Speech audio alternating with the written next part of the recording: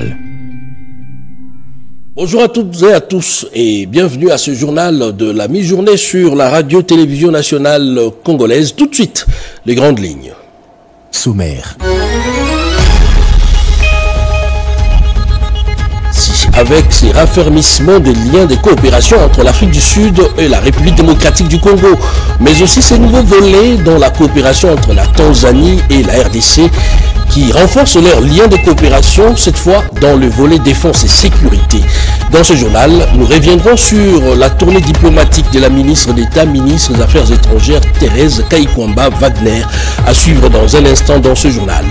Et ce drame dans la province du Haut-Ouélé, les ponts Zoro sur la nationale numéro 26 a pris feu après s'être effondré suite à un tonnage élevé selon les témoignages concordants.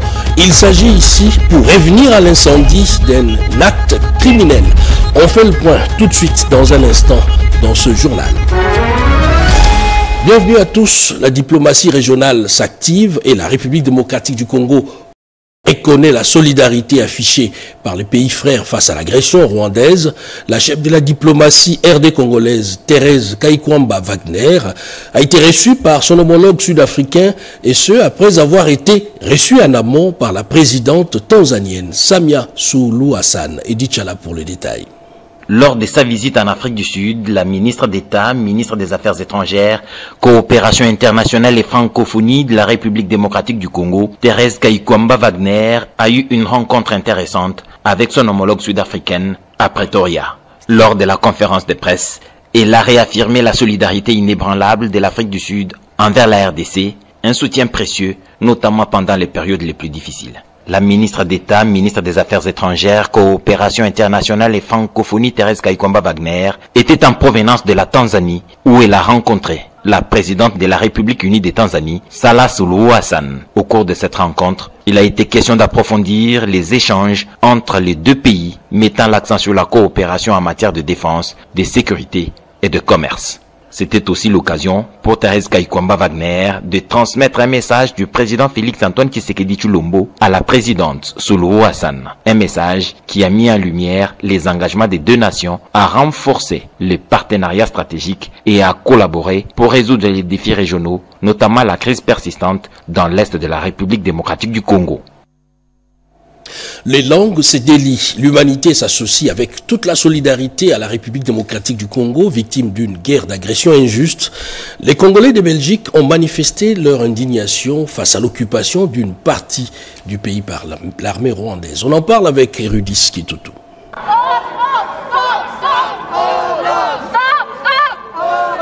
Les différentes associations congolaises rejointes par des activistes de la région flamande se sont retrouvées dernièrement sur la place de l'Opéra d'Anvers pour sensibiliser et faire entendre leur voix aux différentes communautés vivant dans la capitale flamande. On veut expliquer aux gens que s'il n'y a pas les Congo, il n'y a pas les GSM. Donc le but, c'est vraiment de toucher les citoyens lambda pour qu'eux aussi, quand ils iront chez eux, ils puissent demander mais finalement, qu'est-ce qui se passe au Congo? Avec ce message, nous voulons dire non, stop. Il faut arrêter parce que non seulement notre message s'adresse aux Congolais seulement, mais à la communauté internationale surtout.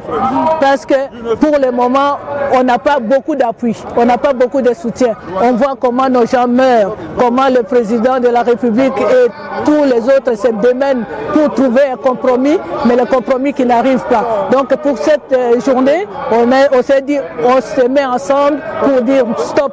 Après 30 ans, c'est assez. Partout, que ce soit au Congo, en Europe, en Amérique, la diaspora congolaise s'élève et nous croyons qu'il y a une saison nouvelle qui arrive pour notre pays. Voilà pourquoi nous apportons ce message d'espoir. Comme annoncé, ils se sont rendus à la mairie et ont déposé leur mémo reçu par le collaborateur de la nouvelle bourgmestre d'Anvers. Et dans le Haut-Katanga, la mobilisation ne faiblit pas. Le vice-gouverneur Martin Kazembe était au village Malangwe, à quelques kilomètres de la ville de Lubumbashi, pour sensibiliser la population sur le soutien aux forces armées de la République démocratique du Congo. Images et commentaires. Malambwe, un village situé à plus ou moins 70 km de Lubumbashi, dans les groupements KTT, territoire de Kasenga, autrefois assimilé aux zones rouges de la province du Haut-Katanga, avec plusieurs incursions des Mai Mai, Bakatakatanga. Eh bien, cette entité devenue aujourd'hui une zone opérationnelle vient d'être choisie ce jour par Martin Kazembe Choula, vice-gouverneur de la province du Haut-Katanga, pour sensibiliser ses frères et sœurs à la culture de la paix. Déjà, à l'entrée des Malamboué, les combattantes et combattants de l'UDPS, ceux des ACO, les motocyclistes, les autres personnalités du territoire étaient mobilisés pour l'accueillir. Martin Kazembe Choula, affectueusement appelé Mwana Mayo par les siens, est ici accueilli comme un prince par l'administrateur du territoire assistant Charles Lukwesa et l'autorité traditionnelle Malamboué qui les bénit avec du kaolin blanc. C'est une façon de l'approcher sur la terre de ses ancêtres. L'honorable Martin Kazembe Choula, élu de Kasenga, passe les troupes en revue avant d'être emballé dans une marche vers l'espace de l'école primaire Malamboué. C'est ici qu'il va s'adresser à la foule pour inviter les uns et les autres à se ranger tous derrière le chef de l'État Félix Antoine Tshisekedi Tshilombo et les FRDC pour que règne à jamais la paix en RDC. Je suis venu également vous apporter un message de paix sur l'ensemble du territoire de Kasenga au nom du président de la République, Félix Antoine Tshisekedi Tshilombo, qui actuellement milite pour la restauration de la paix dans l'est de la RDC. C'est une première visite effectuée par Martin Kazembe Choula dans cette partie du Haut-Katanga depuis qu'il a été porté à la tête de la province pour seconder le gouverneur Jacques Kabila. Et quand on parle patriotisme à Kinshasa, c'est le district de Tchangou qu'on met très souvent en exergue.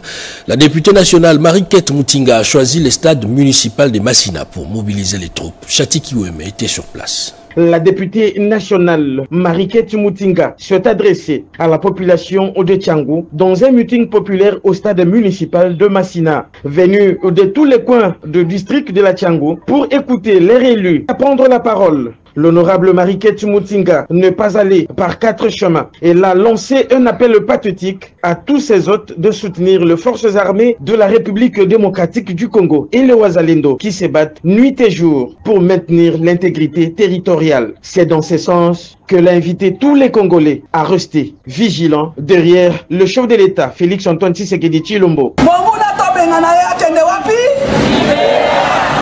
Nous devons chasser l'ennemi hors de notre territoire. Soutenons le chef de l'État, Félix Antoine Tshisekedi Tshilombo, dans cette lutte.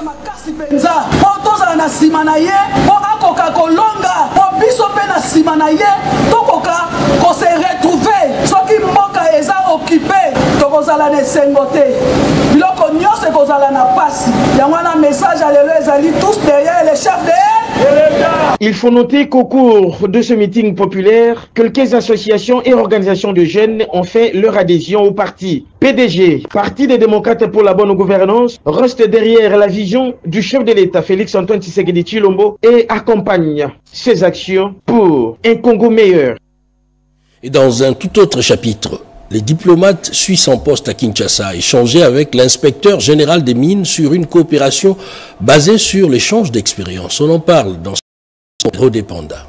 À son arrivée, l'ambassadeur Jasper Sarotte a bénéficié d'une visite guidée de différents départements de l'inspection générale des mines où l'inspecteur général Didier Kakou Kingwabidi et chaque chef de département ont pris le temps d'expliquer les missions et les activités de chaque service. L'événement a également été l'occasion de faire le point sur les récents voyages de l'inspecteur général des mines en Suisse, qui a eu dans le cadre d'une formation organisée par l'Institut de fédéralisme de l'Université de Fribourg en collaboration avec le Centre d'amitié Suisse-RDC sur la gouvernance des ressources en RDC. Cet échange a permis de renforcer les liens de collaboration entre les deux pays, notamment dans le domaine de la gestion des ressources minières.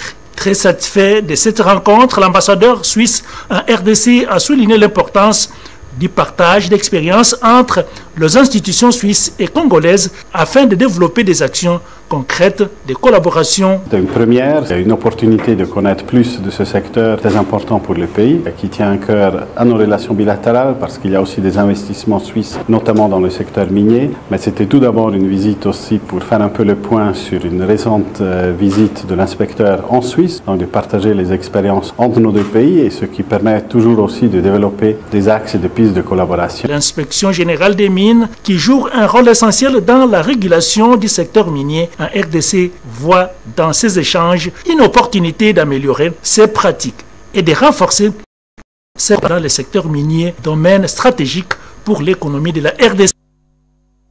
On en vient maintenant à ces drames, du moins cet incendie qui a consumé les ponts Zoro sur la RN 26. Nous sommes là dans la province du Haut-Ouélé. Des témoignages convergents parlent d'un incendie d'origine criminelle. Et au-delà de ces faits, les ponts s'étaient déjà effondrés. Ceci dit, l'incendie a été donc ces drames de plus sur une situation déjà difficile. Les récits dans ces commentaires de la RTNC Haut-Ouélé suivaient. Prise dans une vidéo amateur, cette flamme rouge qui monte comme dans un film d'action est issue d'un incendie d'origine criminelle mais qui est venu consumer les tabliers du pont Zoro sur la route nationale numéro 26 dans le Haut-Ouélé, pourtant écroulé depuis le 13 février dernier à la suite d'un tonnage excessif du ciment gris mais non encore démonté. Comme qui dirait, le malheur ne vient jamais seul. Des sources concordantes indiquent que ce deuxième drame est survenu dans la nuit de mardi 1er à mercredi 2 avril 2025 lorsque les sujets étrangers à pleine manœuvre de transphasage du carburant d'un camion-citerne situé à la rive droite à provenance de Ouacha vers un autre stationné à la rive gauche dans le territoire de Faradje au moyen d'une motopompe au lieu du déchargement et du rechargement manuel comme c'est le cas pour tout le monde. Un dysfonctionnement survenu sur la motopompe aurait craché du feu sur le pont pour l'achever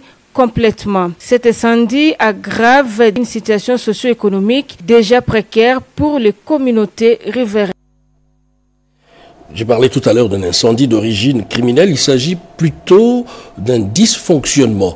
Les travaux de réhabilitation sur la RN1 entre Chikapa et Kikwit avancent normalement et ils font un coup d'accélérateur. Le gouverneur de la province du Kasaï a inspecté ces travaux. Images et commentaires. Après Kamwesha et Kalubo, le gouverneur Crispin Mukendi s'est rendu le mercredi 26 mars 2025 à Bondo et Luangue dans le secteur de Mapende en territoire de Chikapa, pour inspecter les travaux de construction d'une variante sur la RN1, axe Chikapa-Kikwit vers Kinshasa, capitale congolaise. Accompagné d'une forte délégation composée des techniciens de l'office de route et du bureau technique de contrôle ainsi que de quelques membres de son gouvernement. Le gouverneur Crispin Mukendi a débuté sa visite d'inspection au niveau de Kangongolo dans la ville de Chikapa où la RN1 s'était affaissée. Satisfait du finissage de travaux exécutés par l'office de route, l'autorité provinciale a félicité l'office de route Soupé avant de poursuivre sa mission de contrôle dans le village Bondo situé à 100 km de la ville de Chikapa où les travaux lancés sur le pont érigé sur la rivière portant le même nom sont en train d'être exécutés par l'office de route. Occasion pour le directeur provincial d'office de route de présenter les avancées de travaux de construction d'une déviation avant d'entamer les travaux du pont dont le mur construit en béton est grignoté par les ravins et le dalle de protection est cassé. Pour boucler sa mission d'inspection, le gouverneur Crispin Mukendi s'est rendu au pont Luangue pour s'enquérir personnellement du danger que guette cet ouvrage dont la quillée de ces ponts est menacée. Tout le mur de protection à gabion s'était écroulé et présente de fissures au niveau de quillée du pont. L'identification des cadres de base dans la commune de Dilala. Nous sommes dans la province du Lualaba. Se poursuit normalement. D'autres précisions à travers ces commentaires. Suivez. Sur instruction de Françoise Mangwejikouaha, bourgmestre de la commune de Dilala, les bourgmestres adjoints Michel Katumbwe a poursuivi l'opération d'identification des cadres de base de cette municipalité. Le mercredi 2 avril, le numéro 2 a clôturé cette opération en recevant le dernier groupe à la maison communale. Longtemps souhaité par l'ensemble des cadres des bases, cette identification va permettre à la patronne de Dilala de maîtriser les effectifs de ses bénévoles. Mutombo Senga Baudouin, l'un des cadres de base du quartier Jekamine Kolwezi, salue cette opération. On travaillait sans être bien protégé par l'identification. Dieu merci, aujourd'hui les autorités ont compris et nous ont aidés. Le travail n'est pas facile parce que c'est du bénévole. C'est la volonté seulement d'aider. D'abord, c'est commencer par identifier les gens qui viennent chez nous. On les identifie, on sait ils font quoi, et nous donnons les vraies informations à l'autorité. Outre l'aspect sécuritaire, les cadres des bases interviennent dans différents domaines de la vie, notamment l'assainissement du milieu. Le travail des salons, c'est très important pour notre santé, et ça c'est obligatoire. En tout cas, nous sensibilisons toute la population, notre population, et c'est obligatoire, c'est normal pour que nous nous protégeons, parce que la santé c'est la vie. Après l'opération d'identification, chaque cadre des bases aura sa carte des services sécurisés, impossible à contrefaire. Une première dans la municipalité des Françoise Mangwejikouara qui matérialise la prise en charge populaire. Les femmes entrepreneurs de la Fédération de l'entreprise du Congo élargissent leur cercle. L'objectif au-delà du projet porté avec Ecobank est d'informer ou encore inciter ces femmes dans l'entrepreneuriat à rejoindre le patronat congolais. Chimène Dondo. Les femmes entrepreneurs de la Fédération des entreprises du Congo ont eu une session d'information sur le fonctionnement et les avantages d'appartenir dans cette grande famille qui est un syndicat patronal. Comment bénéficier des avantages et de l'accompagnement pour des solutions de leurs affaires. C'est le cas de la promotrice de Vilsco avec le Femmes de Goma, une expérience à encourager. En fait, il était question de présenter d'abord le projet qu'on veut lancer avec Ecobank et les femmes des distributrices de Vilsco.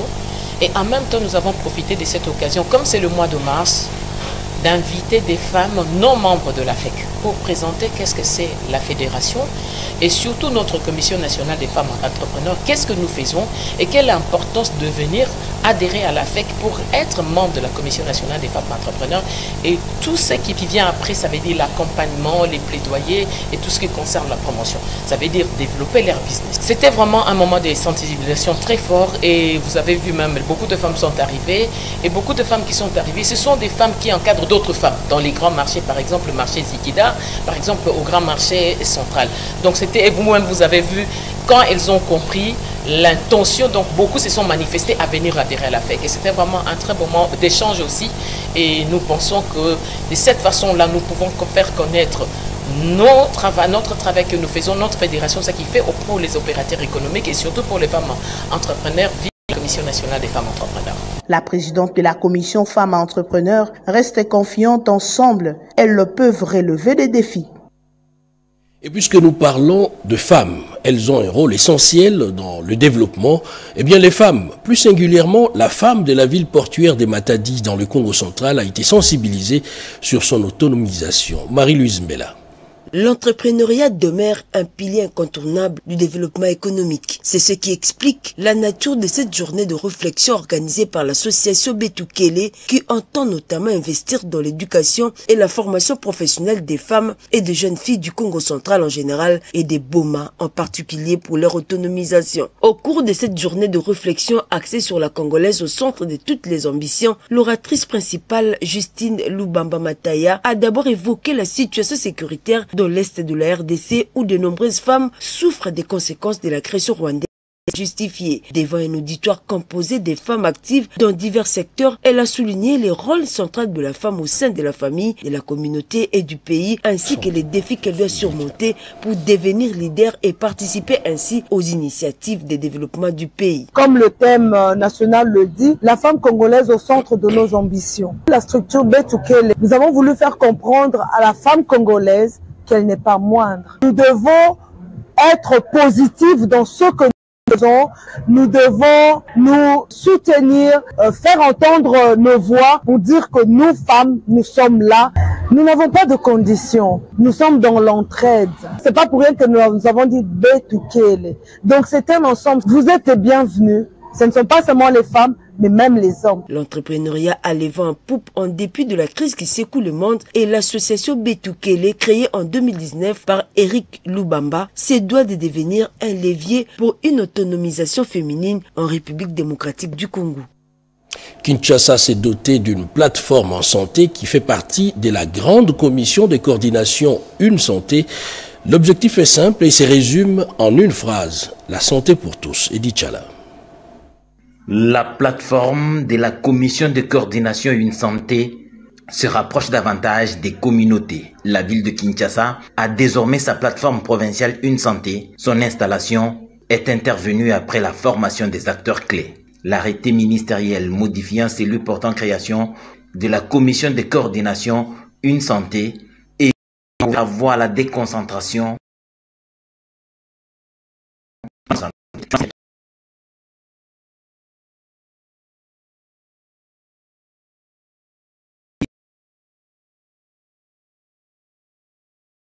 santé.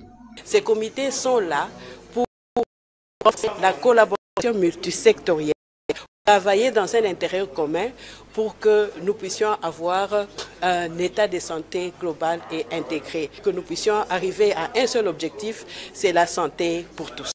L'autorité provinciale, sous la tutelle de laquelle est placé le comité provincial d'une santé et le ministre provincial en charge de la santé de la ville de Kinshasa, qui a dit toute sa disponibilité à l'installation de ce comité de Kinshasa. Avec l'appui des partenaires nationaux et internationaux, l'approche Une Santé rend efficace les efforts de lutte contre l'insécurité sanitaire.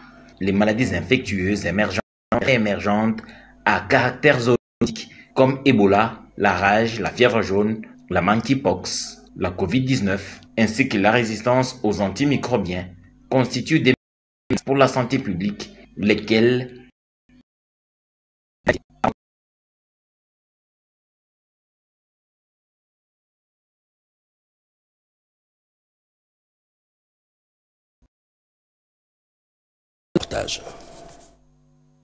Le président de l'Assemblée provinciale de Lomami, Patrick Kilolongoyi, a ouvert officiellement la session ordinaire de mars 2025 en présence du gouverneur des provinces Kalombo Moussoko et bien cadre de la province invité pour la circonstance. Patrick Kilolongoyi a condamné l'occupation d'une partie de la République démocratique du Congo par les rebelles de l'AFC M23 soutenus par les Rwandais. Pour cela, une minute de silence a été observée afin d'honorer la mémoire des Congolais, des FARDC et les Wazalendo qui sont tombés au front. Un vibrant hommage a été rendu au chef de l'État Félix-Antoine Tshisekedi Tshilombo pour les efforts qu'il fournit afin de finir cette agression par la voie diplomatique.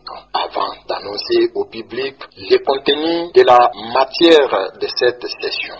L'adoption du budget de l'Assemblée provinciale, exercice 2026, l'examen et adoption de la reddition des comptes, exercice 2024, les contrôles de la gestion des finances publiques de la province, les contrôles des ressources de l'Assemblée provinciale de Lomami, examen des projets de propositions dédiés à l'Assemblée provinciale de Lomami. Que je déclare ouverte la session ordinaire de mars 2025 à l'Assemblée provinciale de Lomami. Un regard maintenant sur le journal paru ce matin dans la capitale, une revue de presse qui fait le tour d'horizon de l'actualité sur la situation dans la partie est du pays, et ce dans une sélection et commentaire de l'inoxydable Jean-Pierre Ndolo Demazo. Suivez.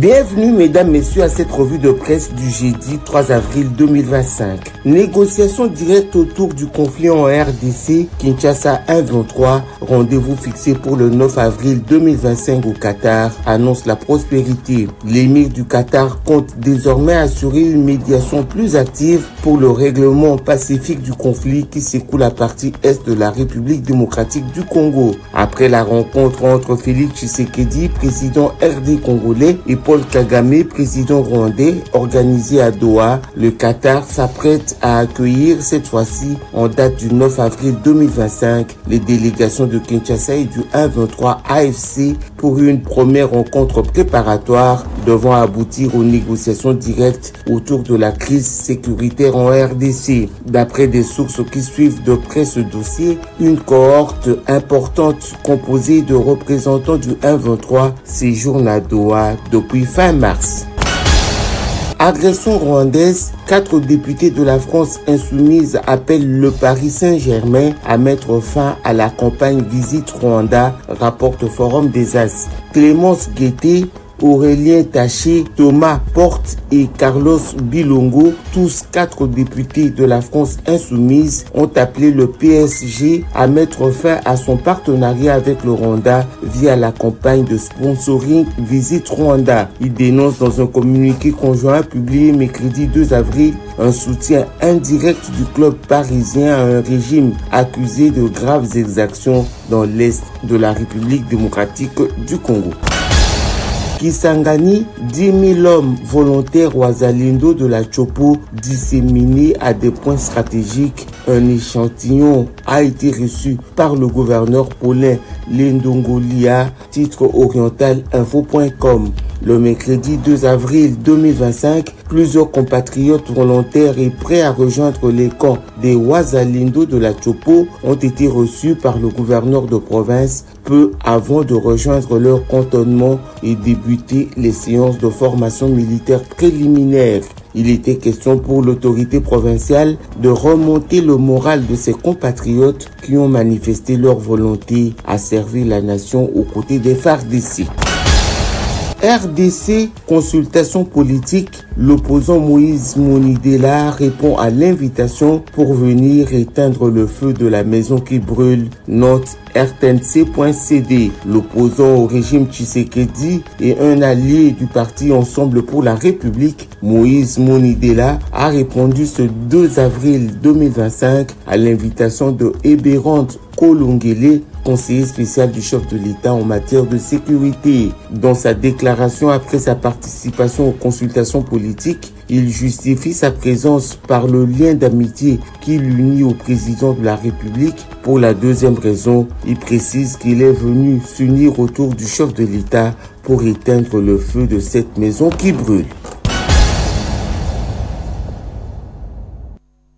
Et voilà qui met un terme à ce journal de la mi-journée sur la RTNC. Les prochains rendez-vous, c'est à 19h. Merci de l'avoir suivi et surtout ceux-là qui nous ont suivis depuis la ville de Lubumbashi dans la province du Haut-Katanga. Bon après-midi chez vous.